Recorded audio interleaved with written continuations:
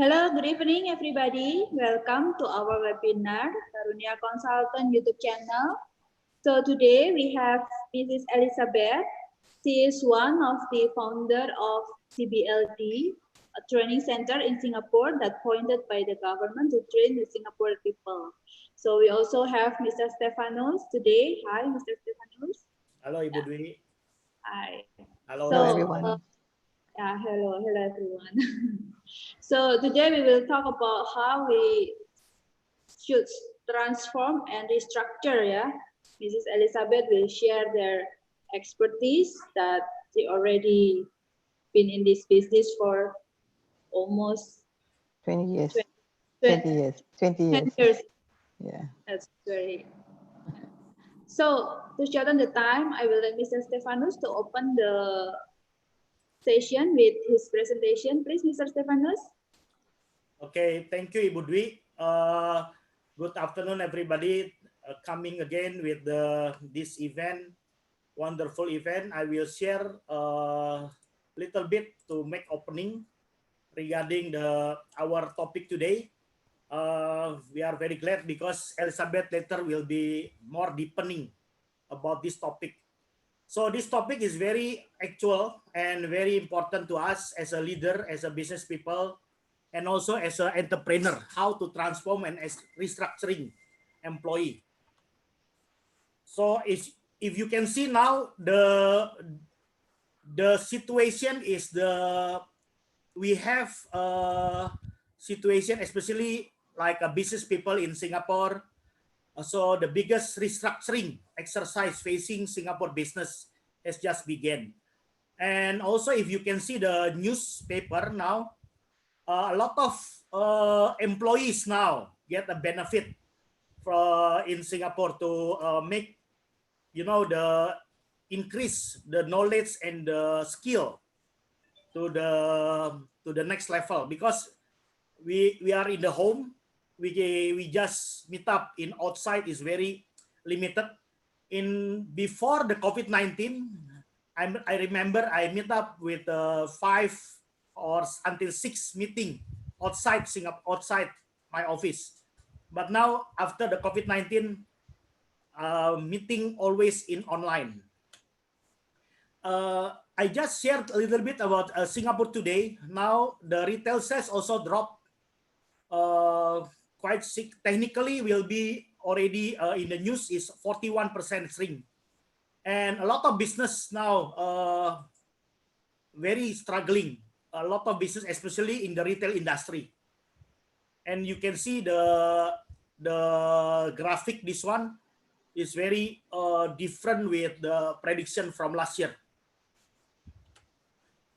So not only in Singapore, in the several countries like in US also a lot of retrenchment and the layoff for the business.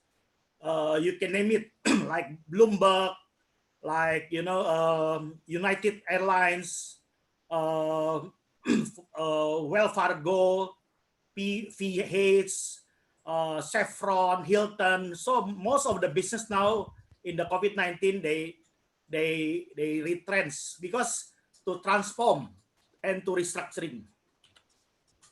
So in the nutshell is why people needs to transform. We must have 10 points businesses should consider before contemplating restructuring. So I noticed around 10 points. The first one is company law framework. Second one is the director's duties. You must thinking how to understand about the director duties, intra-group transaction, reallocation of capital and new capital, regulatory. Number 6 is very relevant with Ibu Dwi expertise. It's about tax. Number 7 is external financing. Some business people looking for external. Insolvency law framework, this is also important. Number 9 is sales out insolvency. So basically, in a nutshell, is very different if your company already in listed is also will be challenging. So if you can see I just get some information from the LinkedIn. Yeah, there's 233 restructuring jobs in the market. It just only put in LinkedIn. If you can go to any some of the advertisement, there's a demand for the jobs for the restructuring. So this means this is a sign of the importance about the transformation and restructuring the company. So from this point of view, we can think how our company, even our company is small, medium, or big, we must think how to, is it necessity or not?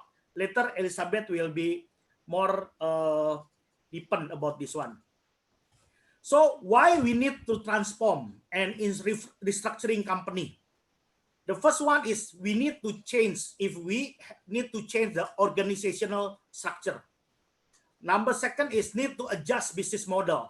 Maybe before COVID-19, our business model is the traditional business model, offline business model. But you like or not, in the COVID-19 situation, we must adjust from offline to online.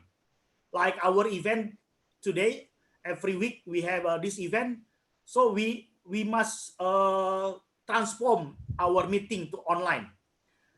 Necessity to make financial adjustment. If we can see the financial is shrinking, asset and liabilities is not balanced, so it is the timing to make a restructuring. Merge with another company. If we cannot survive alone, why don't we can merge on merger with other company? Number 5 is decrease or consolidate the debt. One of the problem is if our debt in the company is more higher compared with our income, at least the signal. Maybe we can put some idea about this. So this is the science and the time to transform and restructure your company. If your company market fallen like COVID-19 like this is the timing you must consider to transform and restructuring your company. Number 2 is poor competitiveness. So if you can see the competitor, there's many competitor is similar. So we must think, is it possible if we can transform or it can restructuring at this time? Number 3 is the growth is stagnating. Number 4 is cash flow, short cash, yeah, and also lacking responsiveness. Runaway expenses, debt dependence. This already I already shared in the slide before, but this one more deepen. Debt, poor efficiency, shifting customer base. In the past, our client, like my client, they come to Singapore is very often because the travel is easy. But now from Indonesia to Singapore or Singapore to Indonesia or to many countries is very difficult. A lot of barrier. You must register in the embassy first. You must check your swab. If you negative, you must go to the quarantine 14 days. Imagine if you come here and you have this problem, you must spend in Singapore 14 days and you must pay the cost. This is also the situation. Number 10 is sales decline. So in the nutshell is I summarize 7 steps of transformation and restructuring company. Number 1 is transformation in restructuring are difficult undertaking. So if we don't have a preparation, this will have a problem. We must prepare. We must thinking how to restructure. I remember within this COVID-19 period, I create a personal website. I revamp my website. I change my business meeting to online. So a lot of things we can do in the situation, a difficult situation. Number 2 is the ownership. We must check what of ownership in the company. Number 3 is finding why. Why we must ask ourselves as a leader, as a business people, why we must to transform or we must to restructuring. If we cannot find why, so better we must reflect first before we make a decision. Number 4 is it urgent or not? If not urgent, don't do. If urgent, we do. Number 5 is we must thinking a communication, the empathetic communication, because we must understand our staff, our employees, and our partner. So we must communicate with the empathic. Number 6 is we must radical proof, must have a proof. Without this, people will be difficult to accept. Number 7, if you use success about the transformation and restructuring, this the timing you must celebrating the victories. I think from the beginning, Ibu Dwi, my presentation just opened the door about the importance of the transformation and the restructuring. Now I give to Ibu Dwi as a moderator. Thank you. Thank you for the insight, Mr. Stefanos. So I think the overview is quite the same, and I let Mrs. Elizabeth to go deeper with this problem. Please, Mrs. Elizabeth. Okay, thank you, Ibu Dwi. Okay, I will be sharing my slide. Okay, just a minute. Can you all see my slides, everyone? Can, Okay, good. Okay, very good afternoon, everyone. First and foremost, I'd like to thank Pak Stefanos and Ibu Dwi for inviting me to this webinar. Very happy to be here to meet all of you and to share my areas of expertise. Just to give you a little background about myself, I hold a Master of Management, majoring in Human Resource Management from Macquarie University.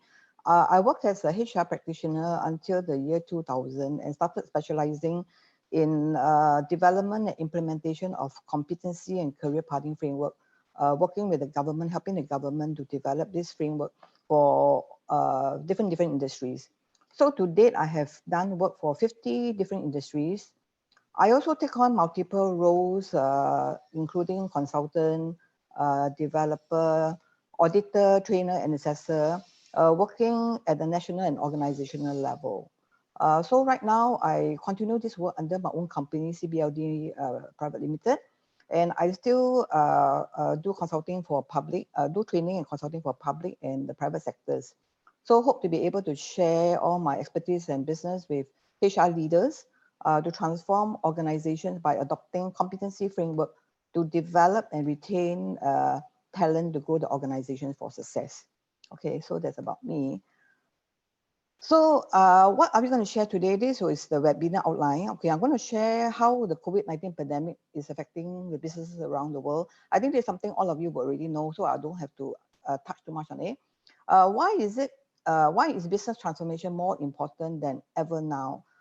We have also talked to some businesses who are waiting for the COVID-19 to blow over. So sitting down doing nothing until the whole thing is over. So, but the problem is nobody knows when this will be over. So that's a big concern. How do business owners know if they need to transform and restructure? And if they want to transform, how do they do it? So today I'm going to share the 6W1H, a very simple model to transformation and structuring. And I'll also be sharing with you some templates and finally the strategies for transformation and restructuring. Okay.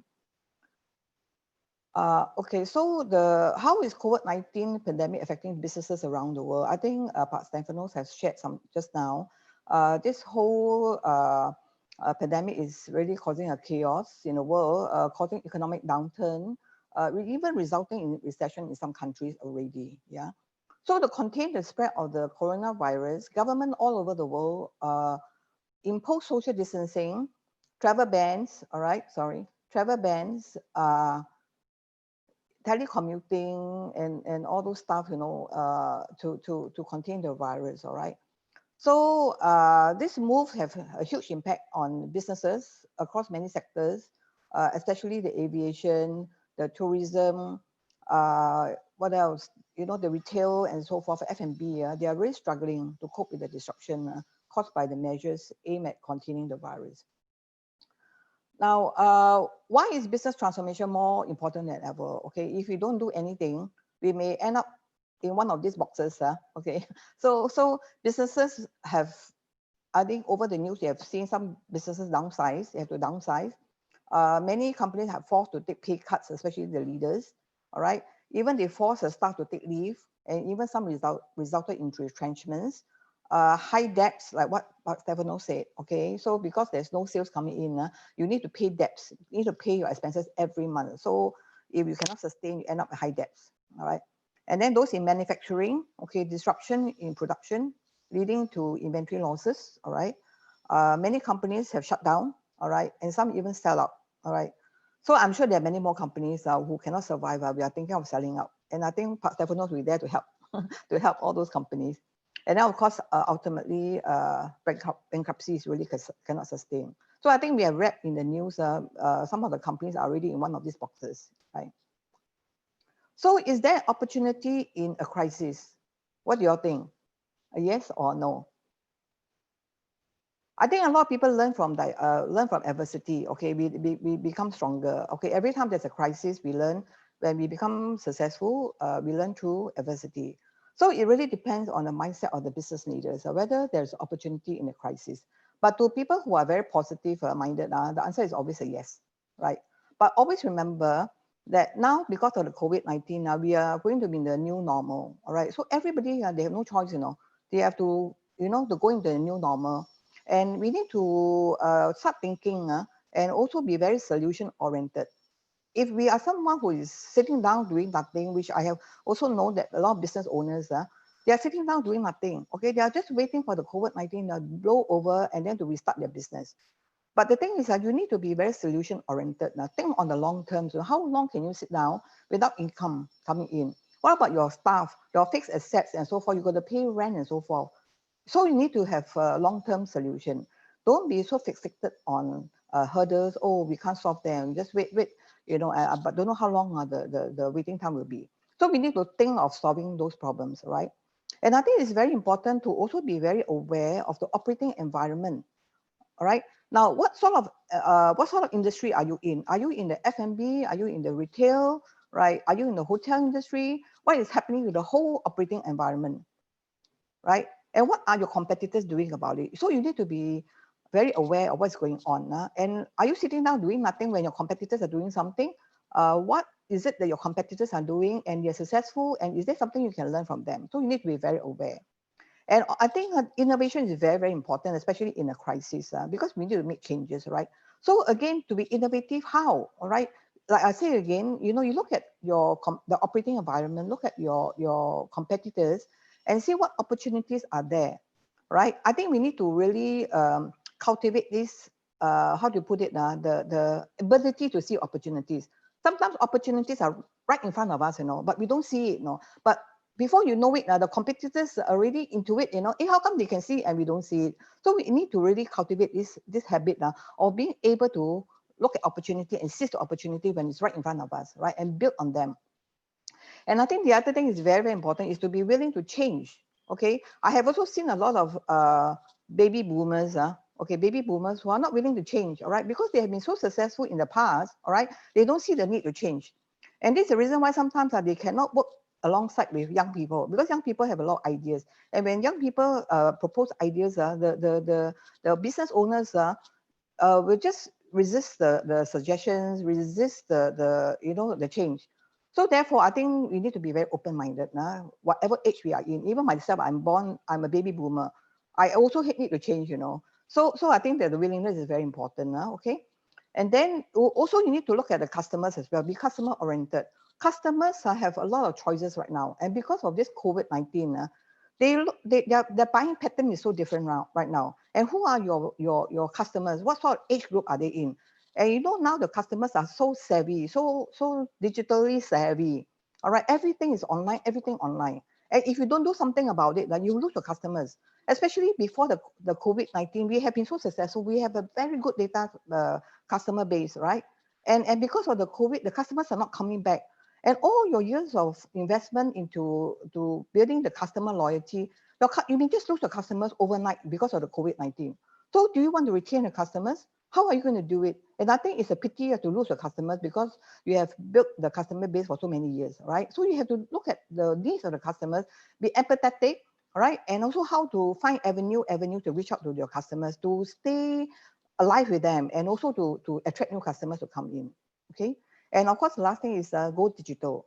It is not a replacement for a human being, but it is an aid to lower business costs. So in Singapore, our government is pushing very, very hard for digitalization, and they're also giving a lot of funding, a lot of help to businesses to go digital. So in Indonesia, I'm not too sure what is the initiative like, but I think every one of us have to agree that this is a must-have, but not a nice-to-have. Yeah. So how do businesses know if they need to transform or restructure? Okay, many businesses, especially the smaller ones, they do not know. They just sit down and wait. I think what's important is this 6W1H is a very simple model. You just have to start reflecting and thinking, okay, the answers to all these 6W and 1H, all right? So customers, rather business owners need to know the answers, all right? What are the changes that are needed, okay, especially now with the COVID-19, all right? And why the need to change? I think why the need to change, Stephanos has also mentioned the whole in the slide, the reason. If not, you will end up with one of those boxes we I show you. So definitely there's a need to change. If you continue to do what you have been doing in the past, it's going to be very difficult to survive, all right? And once you know why they need to change, what are the things that you need to change, okay? So again, look at the service blueprint. I'm not too sure how many of the business owners out there actually design a service blueprint. What is the meaning of service blueprint? It's from the step A to step Z on the whole value chain, all right? The moment the customer walks into your restaurant or to your retail outlet or to your hotel, to the time the customer leaves, all right? Your whole service blueprint. Is there anything that needs to be changed in the whole service blueprint? If, for example, if there are 15 steps, there are 20 steps, in each of these steps, are there any changes or not because of the COVID-19, right? Now, during our what you call that, our first phase of the what you call that, the circuit breaker in Singapore, right? The lockdown, nobody can go out and customers are not coming in. So are you going to retain the service blueprint? Customers are not going to walk into your outlet anymore, no? So how do you reach out to the customers? You have to reflect that, all right? So look at your whole service blueprints and ask yourself what needs to be changed in every step. And especially the area that have got touch points, when you need to have a touch point with customers, all right? You need to be empathetic. What are the customers' concern? Okay, if they were to come in, they are concerned whether they will get the virus or not. Do you have a good safety measure in place and blah, blah, blah, that kind of thing. So look at your whole service blueprints, okay? What needs to be changed? And where to start the change, okay? So where to start the change? Again, you look at the changes needed. Do we have what what it takes to change? That's where you start.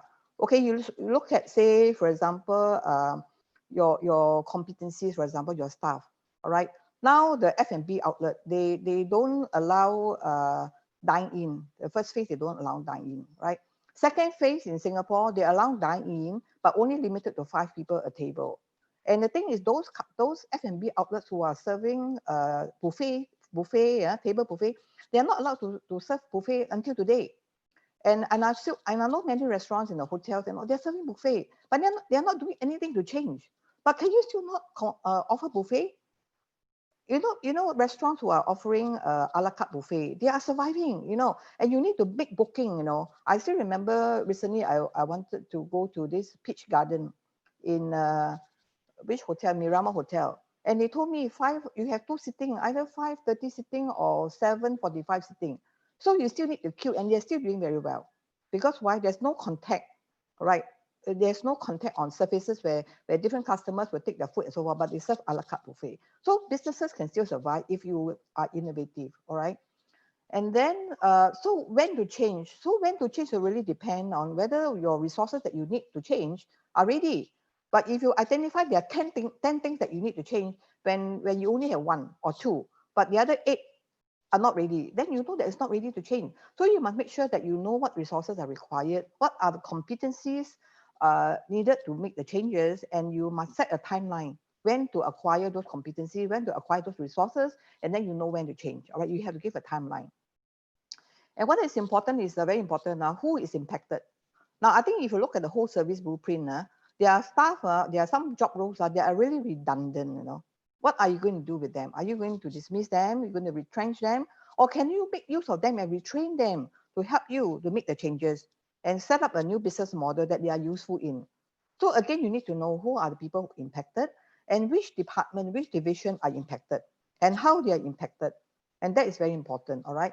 And how to make the change. So when you have all the answers, you have to start strategizing how to make the changes. Is there any funding? In Singapore, there are lots of funding, all right? Government is pushing for digitalization. How can you benefit from those assistance from the government, the funding? How do you get your people reskill up to have the competencies to be ready for the change? So these are the simple 6W1H concept that you business owner can use to help them in planning their transformation and restructuring, right? And the other simple model is the SWOT analysis, which I'm sure all of you know, all right? You have the SWOT, the strength, the weaknesses, opportunities, and threat. So again, you have to analyze the whole organizations. You need to identify what are the strengths that you already have, right? For example, like your own branding, like BreakTalk already very stable in their brand, all right? Do you have your own branding that can sell, all right? What about your competencies? Are there people in the company that have the competencies that you have never made use of in the past? For example, like digital marketing. Like now you can't do conventional marketing anymore already because people are very IT savvy, very digital savvy. So you need to reach out to them through digital marketing, all right? Your loyalty program has to be digitalized and so forth. And what about your internal capabilities, like your software? Is there any software that you're using? For example, you may have an order system, online order system. You may have a online payment system. All these are your strength, internal capabilities, which you can also make use of in this crisis, right? So again, you have to do analysis of your organization. What are the strengths that you have in terms of the equipment that you have, your software, employees' competencies, your branding, even your cash flow, your loyal customers, your even products and services, your locations. The location, are you in the right location, or you really have to move to survive, that kind of thing. So you have to do analysis of all this, whether they are your strength or your weaknesses. All right. Now, opportunities are there. Like I say, F&B restaurants, they are doing a buffet. Can they convert to a la carte buffet? They can still survive. In fact, you know, Singaporeans love to eat, all right? Love to eat, and F&B business is always there, but of course, people are a little bit cautious. Maybe they eat 4 times a month now, they cut down to 2 times or 1 time a month, right? But opportunities are there. But how do you attract them, right? So you can serve a la carte buffet instead of just table buffet, which the government don't allow, all right? And of course, you have also look at the threats. The threats will be, say, for example, your bank may not want to lend you money. What else can you do? For example, you may want to downsize to bring some money, manage your cash flow carefully and so forth. Right? So you have to do a SWOT analysis as well, besides the 6W1H. So I have a simple diagnostic toolkit which I use for my training program. Now, this diagnostic toolkit will also help you to come up with transformation strategies. Okay, I'm not sure if you can see. I can read to you. Now, the first column is finding. So you have to do a diagnosis of all these things, the finding, all right, under finding. Now, you need to put down the current situation, what is happening right now, all right? Now, if you want to transform, where do you want to be? You have to look at the whole operating environment, your whole industry, even around the world, what is happening? Where do you want to be from here, current situation, to the future direction, all right? And in order to make the switch to change, what are the competencies needed? Now, don't forget that your people are the most important asset, all right? Without them, no matter how good a strategy you have, you can never survive. So you need people, all right? So what are the competencies needed from your employees to be able to help you to transform from current situation to future? And your action plan, okay? Action plan could be getting a loan from the bank, getting funding from the government, and you put a timeline, all right? So this diagnostic toolkit will help you to put the answers into your SWOT analysis, your opportunities, your threat, your strength, and your weaknesses, all right? So the first thing first is your industry trend. What is happening in your industry right now, all right? And what is the industry moving towards to in the future? And do you want to move along, okay? And then you put your answers here, all right? And then customer expectations. So because of this COVID-19, the customer's expectation, the buying patterns are all changed, all right? So again, current situation and moving forward in future, how do you want the change to be to meet the customer's expectation, all right?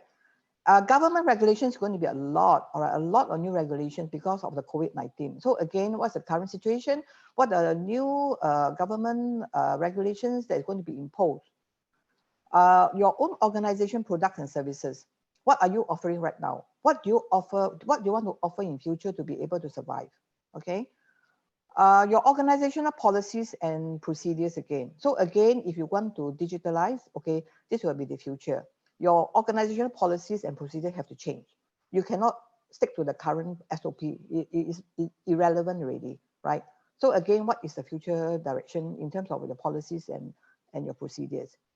Your organizational capabilities. What do you have right now in your organization? What sort of software are you using? What sort of equipment that is helping you to drive results? All right. In terms of your company's competencies, your staff, your employees' competencies, what are the capabilities that you have? And moving forward, what are the new capabilities that you need to have? Yeah. And your company short-term, long-term goal here. Is there anything you want to change in your company short-term, long-term goal? Again, this will be your future. And finally, your competitor capabilities. All right. What is it your competitors can survive that we are not surviving? We need to do a reflection. We need to do a competitor analysis to find out exactly what they are doing. What do they have that we don't have? All right. And what sort of incentive they have to attract staff to do well, and what is it they don't have? So again, what are the future direction? So once you have filled up these two roles, all the boxes here, then you have identified the competencies needed. All right. For example, you want to go into digitalization, but you have nobody in the company to support the digitalization movement. Then therefore you have to start looking for new people. All right. Whether you, first and foremost, you have to do the internal analysis. Whether do you have people internally that they have got their competencies. If they don't have, then you may want to consider hiring from outside. All right. So what are the competencies you need? For example, like retail, you need e-commerce, right, to do your online selling marketing. All right. And then you need people to do ordering. Your whole value chain, your supply chain has to change. All right. Your warehousing system has to change. Right. Because you need to just in time. And then also your suppliers. Are your suppliers supporting your change or not? Right. Now, you know, suppliers cannot come in because of the travel ban. I think our government is also very concerned. Our Singapore government very concerned. We have been buying from China, from Brazil, our poultry and things like that. Now, because of the travel ban, they are not coming in. And will that affect your business? So all these things, even your value chain, supply chain has to be, you know, you need to also review your supply chain. So you have to put all this in. And then finally, you put in your action plan. And from your action plan, you will know when your change will take place and how to take place. So basically, this diagnostic tool is to help with the 6W1H. Why you need to change, all right? And what to change, when to change, where to start the change, and how you need to change. This whole thing will help you in addressing the 6W1H. Okay, so this is a very simple model that I use to train my people, all right? And these are the strategies from the analysis of your diagnosis. These may be some of the strategies that you will end up having. So for example, digitalization of retail supply commercial, you may have to go for e-commerce solutions, right? So again, you have to look for an e-commerce platform. Which one, how many out there? And in terms of costing and all that, what is the best solution that you should adopt, all right? And then also I mentioned supply chain, very, very important. Now you may have the best strategy, but your suppliers cannot supply you in time is also a no-no, all right? You can never survive. So again, digital payments using e-wallets again. So again, these are some of the things that government wants to encourage, so that there's very little contact, little contact with people, with the things that, the services that people touch and so forth. So these are some of the strategies for the retail, for F&B, all right? Now, digitalization of work processes. Now, a lot of things can be digitalized. Your HR processes, your finance, your marketing, your sales, all right? Many things can be digitalized. So you need to, again, look up what are the things you want to digitalize. So in fact, telecommuting as well. So this is going to be a new norm, all right? Because government is encouraging employers to allow their employees to work from home. So again, if you want your employees to work from home, what do you need? You need to have a cloud-based solution, because people cannot keep coming back to the office to access their server, to take their documents. So you have to have a cloud-based solution that people can work from home and just draw the materials, the documents from cloud, all right? So again, you need to identify what cloud system do you want, all right? Also, you need to have good technologies, infrastructure to support working from home. For example, your Zoom, your MS Team, for example, you're going to have a lot of meetings and things like that. Now, what sort of infrastructure do you have for your employees to work from home, all right? And then, of course, you don't forget your data security and privacy. Now, a lot of schools are using online learning. Even for us training companies, we also use online learning. How do you protect the data, the security, so that there's no pornography and things like that? It was a shock recently when our schools started using online learning. It was a shock because of those hacking and things like that. So we need to protect. Okay, we need to have data security, cyber security. And of course, we also need to upskill our staff, don't forget, all right? Our staff, we need to have a competent workforce moving forward.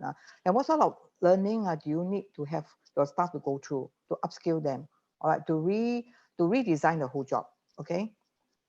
And then changes in HR processes. Okay, so organization restructuring. So again, if there's major changes, all right, so you find that, oh, some of the divisions are redundant, some of the jobs are redundant, then that's where you need to do a restructuring of the organization, come up with new divisions, okay? And within this division or this job family, what are the job roles that are needed, okay? So it could be totally new, you know. If you are in the retail, for example, you need to change the whole supply chain, the whole logistic supply chain. You need to restructure the whole thing, all right? To reskill people, all right? So again, what about the jobs that are redundant? Do you want to dismiss your people or do you want to redesign the job? So some of the jobs, they may do a little bit of this job. You may want to do a little bit of that job. Then you start redesigning the job where you redo your whole job description to look at the new job role. And you have to redefine the competencies as well. You do redo the profiling of the job and the competencies needed, all right? So the old job, okay, certain competencies are not needed, but the new job, they are redesigned. There are certain new competencies that are needed. So therefore, you have to identify what new competencies, do we have these competencies in-house? If don't have, then send them for training or you hire, the kind of thing, all right? So reskilling, cross-skilling and deepening of skill set are so important to survive in the whole business, all right? So in our Singapore skill future, our Singapore skill framework, we have all this done. And if anyone interested in adopting our skill framework, even in Indonesia or in other countries, we are here to help you. Okay, if you like, yeah. And I think it's very important effective management of human capital. All right. So once you have a proper competency framework in house, you can use it to do your manpower planning. So you don't have to employ full-time staff all the time. You can also include part-timers, freelance workers to help you to cut down costs. Don't forget it's important to keep lowering your costs, all right, in your new normal. So therefore, you can consider part-timers, freelancers, and so forth, right? And then again, do the job redesign to cater to the part-timers and to the freelancers as well, and also give them training, on-the-job training, which we also are experts in doing the on-the-job training. And you can use the competencies, the framework to help you to do effective hiring because you already know what competencies are needed for each job role, right? Learning and development also important, all right, sorry. Learning and development is also important.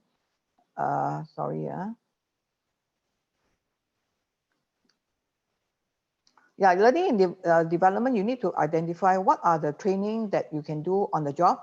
What is it that you need to send your people out for? Is there any workplace learning through shadowing, mentoring, that kind of thing? So you can do a individual development plan for individual employees or for the whole department or for a job level position. We need to have effective and regular performance management to give employees a pat on the back if they've done well. Because now with the crisis, everybody is struggling and everybody is trying to do their best. So if they have done well to your performance appraisal, always remember to reward them, give them a pat on the back so that you can retain these people, all right? Talent management also very important. Okay, in order to survive in the long term, you need to make sure you have a succession planning. You need to have career development. You need to have career progression. And again, our Singapore skill framework has, allowed for that as well. There's a system to allow for that. So we need to know what are the competencies we need to develop the people to move up the corporate ladder, right? So succession planning as well. And also employee engagement and retention is very important when they are very tired because of the COVID-19, especially in the healthcare. What else can you offer to them to retain them, right? So I think engagement is very important, employee engagement, and also have strategy to retain them on the job or in the organization, right? So with all the strategies for transformation, you also need to constantly have a culture of innovation and learning. Now, doesn't mean you're successful. Okay, with the COVID-19, okay, you transform, you're successful and everybody complacent. We cannot afford to be complacent. There may be a second wave, the third wave. There may be a new virus that comes in another few years' time. We never know, all right? So we must always be ready. So every organization is important to create a culture of innovation and learning, all right? And also to sustain the business, to better position themselves to compete successfully locally and overseas. So businesses may want to look at overseas as well in expanding your business. So what does this creating a culture of innovation and learning includes? Okay, you include constantly reviewing your transformation plan and update business model. You can also try to use the business model canvas, all right, which is internet. All right, you may want to identify the new business activities, who are the new partners that you want to work with, and your new strategies and so forth. So reviewing the transformation map is very important, cannot be complacent, all right? You also need to constantly innovate to meet the needs of diverse groups of digitally connected customers. Now, don't forget in business, we don't only look at the red ocean, we also look at the blue ocean, how to attract new customers from the blue ocean rather than just the red ocean, right? So you need to be very innovative. And also don't forget to manage your supply chain effectively, just in time, for example, to cut down costs. And are your suppliers, if are they effective in in supporting your change, for example, right? And also your products and services offerings, like I mentioned, you can't do tables to buffet. Can you do a la carte buffet? The kind of thing, you know, how do you improve your products and services, and also analyzing the competitors' offering as well. All right. Always remember to lower your business costs and upgrade and innovate internal capability, your software, all right, your software, your equipment, your competencies, your staff competency, always need to upgrade and innovate. And of course, don't forget constant training, upskilling of your employees to build a competent workforce to support your change and to sustain the business in the long run. And okay, so this is a model by John Cotter's change management model. I think with all the things that we have, it's important to be able to lead the change. All right. So these are the 5 steps to leading the change to ensure that you can be successful. So the first one is to create a sense of urgency, which Stephanos mentioned. I think right now is really, really urgent now. Nobody can afford to wait. You want to wait, I don't know how many more months and how much losses you're going to incur if you're going to wait another few months. So you need to know the sense of urgency and create a sense of urgency among the people. All right. You need to have a statement, opportunity statement, aspiration statement that drive people to have this sense of urgency to support the change. All right. Now also you need to build a guiding coalition. Right, okay, identify people who can support you in this change, all right, to help you to guide the change, to coordinate the change, to communicate the activities needed. Communication is key in any change, right? And then you also need to form a strategic vision and initiative. Okay, what will be the vision moving forward in the chain? Okay, I want to achieve this, all right, and I want to be number one in this, or I want to expand my business overseas. All these are strategic vision, and what are the initiatives that you need to support in this vision?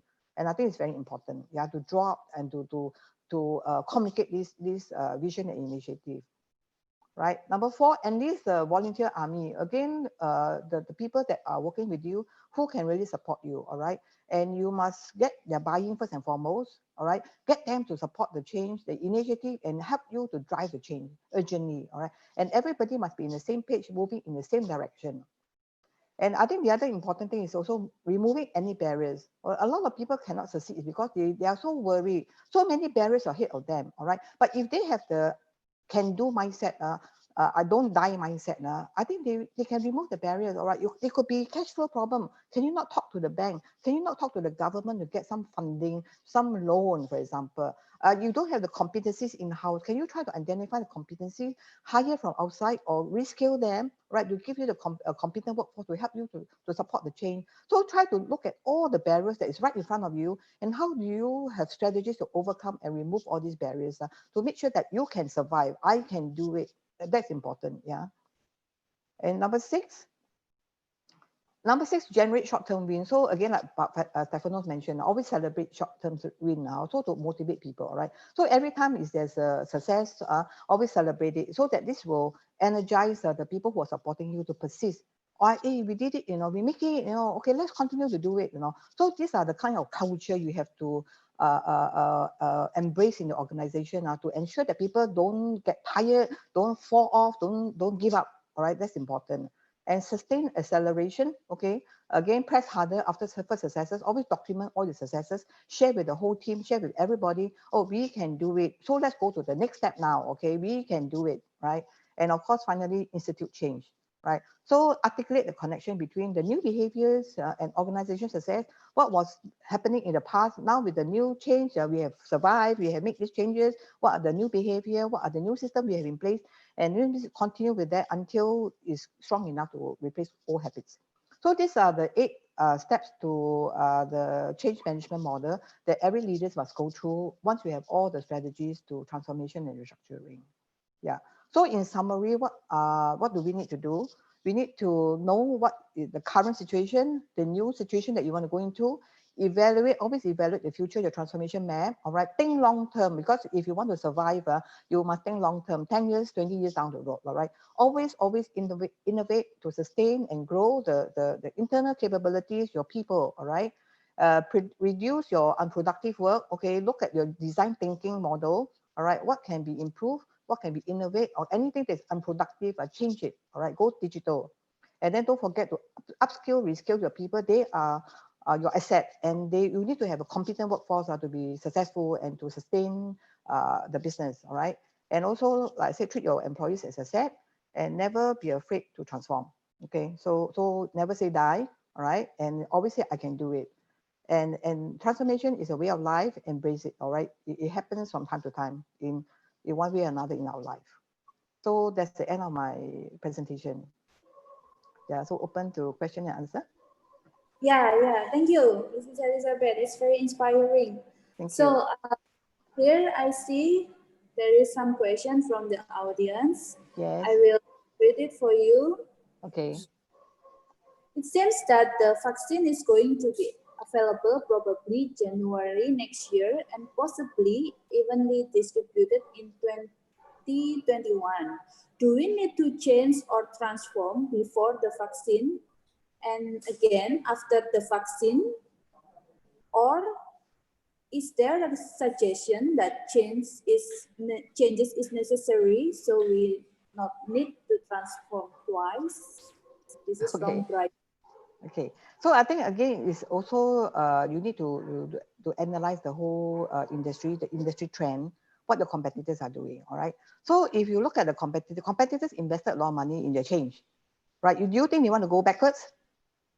So if you don't change, are you able to compete with your competitor? Right? So what is it that competitors have that you don't have? What is their competitive edge after they have changed? Do you think you can compete with them? I think that's a very important question you ask yourself. Nobody have invested money and then will throw away all the efforts and whatever they have already have changed will go back to the old system. Nobody will do that. I don't think so. I mean, unless the transformation doesn't work for them, right? But to digitalize your processes and all that, I don't think you need to throw that away. You don't need to, right? And you already have incurred money into investing those things, which will help you to increase the productivity. So for example, you digitalize, okay, you have 10 people doing the job. After you digitalize, you automate, right? You need 5 people. Do you want to go back to the old ways? Chances are no, right? So therefore, the answer is very obvious. Can you compete with your competitors? Yeah. So something you will think about. So Yeah. again, like I mentioned, the second wave may come, the third wave may come. Last time we had the MERS, from Africa, is it? Then we have the SARS and all that. You never know. It's so frightening. All this virus, the deadly virus, so frightening. So we need to be always prepared. Okay, we need to always prepare. And transformation, digitalization. There are always new things coming. Every 2-3 years, there are new things coming. Before you know it, you want to transform. You want to digitalize. The digitalization is another maybe industry 5.0. Now we're into 4.0. You never know it, and you are so backwards. You're so backwards. You can't catch up already. Yeah. So that's my answer. I agree with you, Elizabeth. But the Brian Wong question is the condition of most of entrepreneurs in Indonesia kind of like that. So they wait and see, Yeah. wait to Yeah. change. So yeah, it's very hard to move them to just make True. them True. do True. it to the change. Yeah. Okay, Yeah. So maybe we can do more of this seminar for them, more of this yeah, webinar for them. Yeah. that's why I tend to make it live in YouTube so they can see it anytime. Yeah. So for the second question is from Hadrian. Your 6W1H framework is very simple and practical, yet quite comprehensive. Can you mention a little bit about your experience in using the framework for Singapore? Oh, okay. Basically, when we do about transformation, a lot of people don't understand how to go about. They don't have a structure. All right. So I just come up with this very simple. But usually I use the diagnostic tool. In my training, I do use the diagnostic tool. I don't use the 6W1H. But because of this webinar, I thought, okay, maybe it's good to incorporate the 6W1H to to help people to do a simple diagnosis. Yeah, to reflect what is needed to change. So usually I use the other diagnostic tool to help companies to do competency framework, right? Yeah. Yeah. I see that the one you share with us is the very simple and basic one. Yes, yes, yes. So the third question from Hong Xiang. When anyone announces that the vaccine is ready by early next year, it assumes that the vaccine works for whole population in every country. It usually takes years to research, develop, test, and commercialize. Yet now it's aimed to be done in just a few months. When processes are short circuit, it creates blind spot and side effects. Or maybe Mr. Wong just want to give some additional explanation for the Mr. Brian Wong. So I think so Mr. Hong Xiang think the situation will remain for some time and therefore any business transformation now will be in use for some time too. Yeah, I agree. So maybe this is about the culture of the entrepreneur of the country. Here also the government try to do adjustment in the regulation and also the tax is already also have many facility and incentive for the entrepreneur. Yet the business keep slowing down because of the situation is like this, right?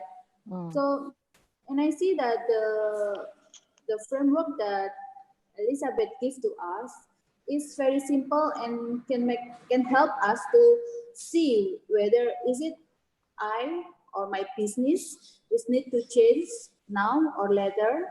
And I think there is no more later lah because Yeah, we yeah. go into the digitalization and it is very moving very fast, yeah, and it's Yeah. changing very fast and it's developed very fast. So however we need to have we need to create a culture of innovating and learning in our society. Yes. So maybe I ask the admin to unmute the participants. Maybe the participant can speak by themselves for the question. Sure. Elizabeth, I have a question. Yeah. Yes. From your experience in Singapore, what is the challenge of the Singapore entrepreneur to change in this difficult situation? In your experience? Okay. So basically, the resistance to change because like the older business owners, they are resistant to change because of the digitalization. They are afraid of digitalization, right?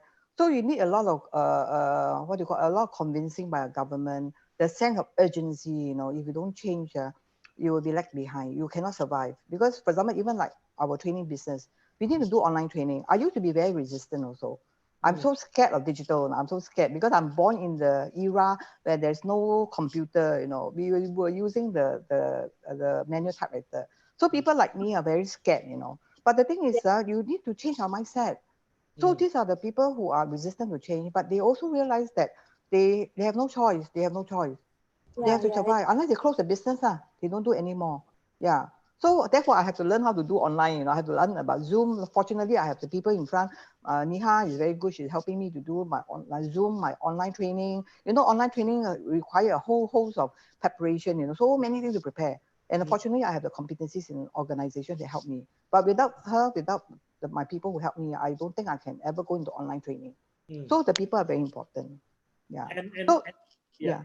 Maybe I understand about the old people in Singapore, but how about the millennial? Do you see the different? What is the challenge in your experience to Oh, the millennial has no dealing with the problem at all. millennial? Millennial has no problem at all. They are very IT savvy. In fact, they are the one who tell the bosses, I want to work from home. Because they can do everything from home, right? They are so IT savvy.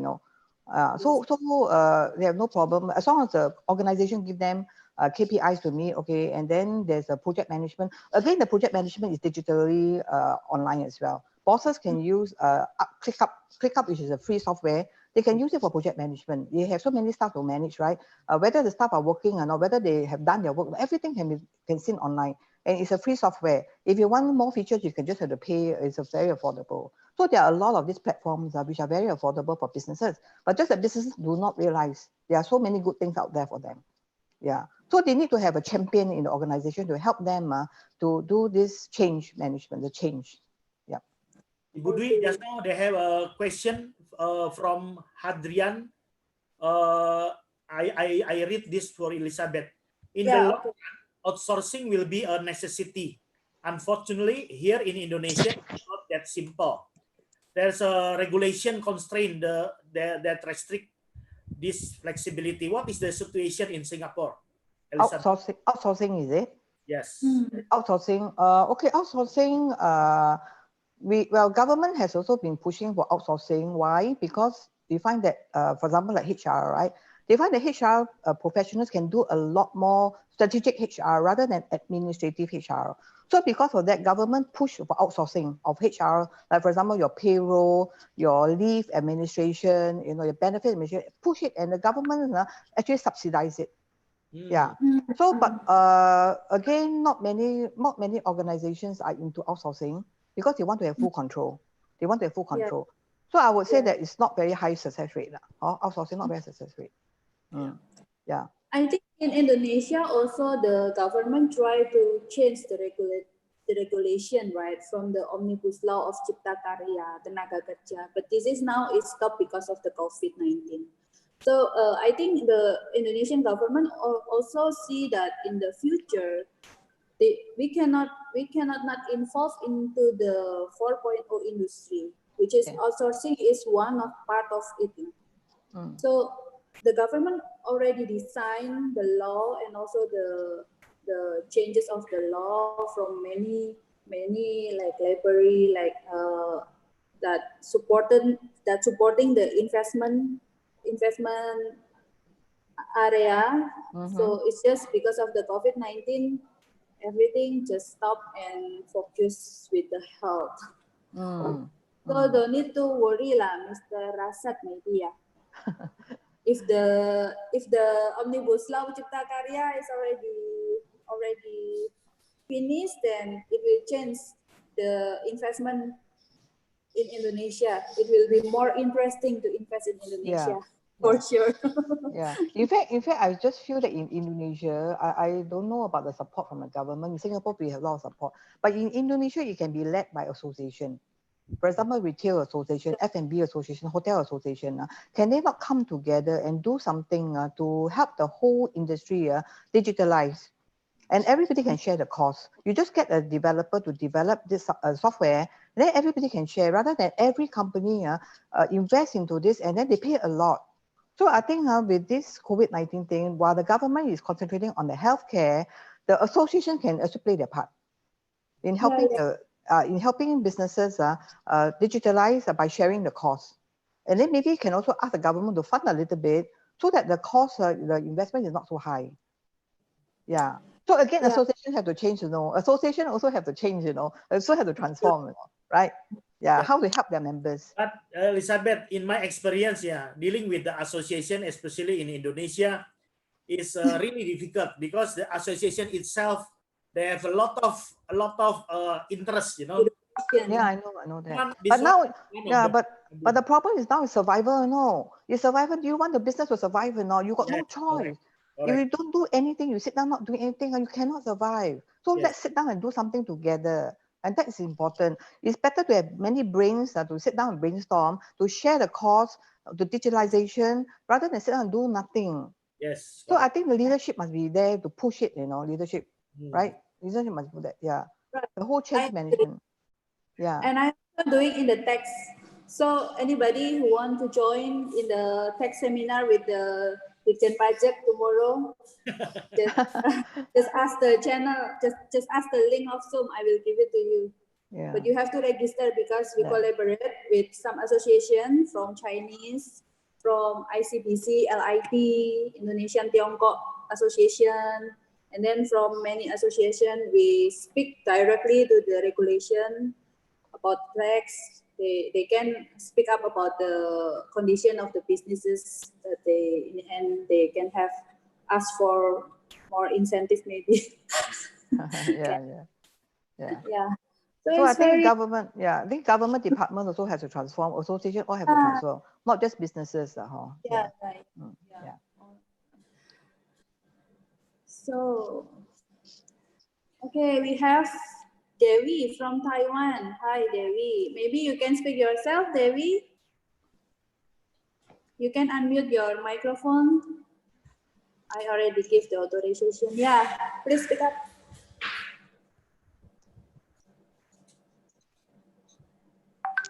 No, I don't speak something because I at office now.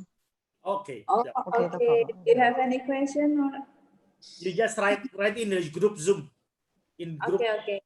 Yeah. Okay. So Elizabeth, for the nutshell, in what is your opinion in Singapore challenge, not only in the, especially in the COVID-19, after the COVID-19, for your experience, based on your experience, you're facing several crises from 1998 now. Now, do you think the crisis in this time compared with the 1998 will be more difficult Yes. now, or Yeah, how? definitely. In fact, this COVID-19 has impacted the whole world, whereas the SARS, only a few countries were impacted. Yeah. And Singapore was one of them. Singapore is always the first to get infected because of the close proximity, and we have a lot of people from China and all that now. Definitely is the worst. In fact, this is the worst, yeah, because now it's how many, 14 or almost 15 million people worldwide infected with the coronavirus, unlike SARS, which are only confined to a few countries. So definitely is the worst. This is the worst, yeah. So there are still a lot of challenges until we really the infection slow down, there's flattening of the curve. Other than that, we're still a big concern. Big concern. Yeah. Okay. We have Pak Adri, Hong Xiang. Mr. Hong Xiang, yeah. Hong Xiang. Pak Adrian, can outsourcing be done virtually? Virtually, yeah. Online training, business consultation, HR functions, etc. without dealing with a physical outsourced company in Indonesia? So if you ask me, everything is possible because I'm a one person who was never say die. Anything that's impossible, I want to make it possible. Even online also, when I was doing my HR training, I was telling my staff, oh, it's so difficult. I don't think I can do online training because I have so many templates to share. There are so many group activities, I have to break them up into groups to do discussion, to do sharing with the class, how to do it online, But then again, like I said, I have a competent staff in-house who teach me how to do all that. So in Zoom, that we can do breakout into breakout rooms. And then we break them up into groups and you discuss in your own room. And then after come back to the main room and you do a presentation. It can be done. So if we're talking about outsourcing, there's really nothing much to talk about. If you want to do interview, it can be done online. I teach people how to do training, interview online as well. So you ask me, my answer is yes, can be done. Because I'm one person who always make the impossible to possible. And I think that is a very important mindset if you want to do change. Yeah, so if you ask me, my answer is yes, can be done online. I agree. Yeah. So this is the question for Pak Stefanus. Do you have recent experience in dealing with insolvency and bankruptcy issue in Indonesia? This pandemic can be prolonged into 2021 at least. Can you share your insight on the people side context? Okay, actually my experience not in the pandemic situation, but before the pandemic, actually I experienced dealing with some Indonesian company who facing up the bankruptcy because the mismanagement. To liaise with them is quite difficult because most of them is a family business. They operating like difficult situation to running the family with the family business. because the other issue is when they want to pledge in the bankruptcy, so they have many regulations to follow. One of them usually lies with the government, with the vendor. But after the pandemic, during this pandemic, I don't have experience with Indonesian companies, but in Singapore, I liaise with several clients. I already shared to Ibu Dwi, some of the clients they bankrupt during the pandemic, especially in the F&B business. Yeah. So, Mr. Rasad, usually Pak Stefanis give this problem to me. I'll solve it for you. Good job. Yeah, and so maybe after this, because of the time already finished, thank you very much for coming here, the audience, and don't forget to like and subscribe Karunia YouTube channel, because we will give support for you during this pandemic to build your mindset, to have a good mentality, to survive in this pandemic and thrive your businesses. So once more, thank you to Pak Stefanus, Mrs. Elizabeth, and thank you very much. Thank you for all the audience. We hope that everything we give you today, until today, is supporting your business and make you be a better one. Yeah. Okay. Thank you very much, everyone. And Ibu Dwi and all of you. Salam diaspora. Yeah, thank you and all the best and stay safe. Stay in touch. Maybe we can chat after this in the group, Yeah. Anybody will be around? Yeah. Yes. You can share the presentation to me, Miss Elizabeth. Later, I will share with the audience. Okay, we do. Thank you. Thank you. Thank you. Bye-bye. Everyone. Chai Chen. Bye-bye. Bye. Bye. Bye.